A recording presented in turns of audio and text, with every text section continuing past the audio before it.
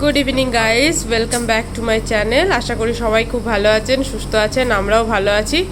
দেখুন, আজকে আমাদের রেশন দিয়েছে, তো রেশনে একটা অদ্ভুত রকমের ফল নিয়ে এসছে। সেই ফলটাই এখন কাটা চলছে, যদিও এটা খরমুজ।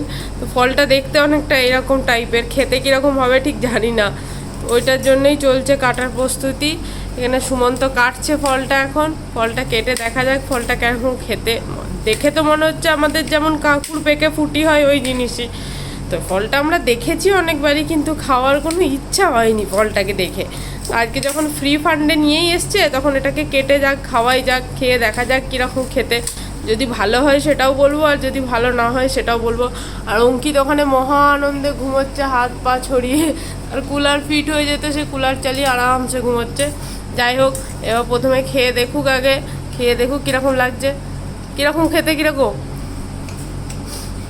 বলো, এক্সপ্রেশন দাও। ফুটি ফুটি। আমি জানি এটা ফুটির মতনই খেতে, তবে সুমন্তর একটু আলাদাই এটার উপরে ছিল যে না দারুণ কিছু হবে। যদিও এটা আমি খাইনি বলবো না, আগে খেয়েছি একবার, কিন্তু খাওয়ার পর আর খাওয়ার ইচ্ছা থাকেনি। ও খায়নি, তাই ও খাচ্ছে, আমাকে দিচ্ছে, কিন্তু আমার কোনো ইচ্ছা নাই সেরকম খাওয়ার। ওই খাক, তাও যখন দিচ্ছে তখন না খেলেও উপায় নাই, তখন আমার বাবুর রাগ হয়ে যাবে, তাই একটু খেয়ে দেখতেই হবে। তো ফলটা দেখুন অনেকটা এরকম, ভেতরটা কিন্তু পুরোটাই ফুটির মতো, যেমন কাকুরের বীজ থাকে সেম একই। আর এটা একটু শক্ত, ফুটিটা যেমন নরম হয়ে যায়, এটা একটু শক্ত। এটা যদি চিনি দিয়ে রেখে দেওয়া হয়, এই ফলটা কিন্তু খেতে ভালো লাগবে, মজে গেলে একটুকু তাকে বলে। যাই হোক, ভিডিওটি ভালো লাগলে লাইক কমেন্ট শেয়ার করবেন, আর আমার চ্যানেলটিকে সাবস্ক্রাইব করবেন।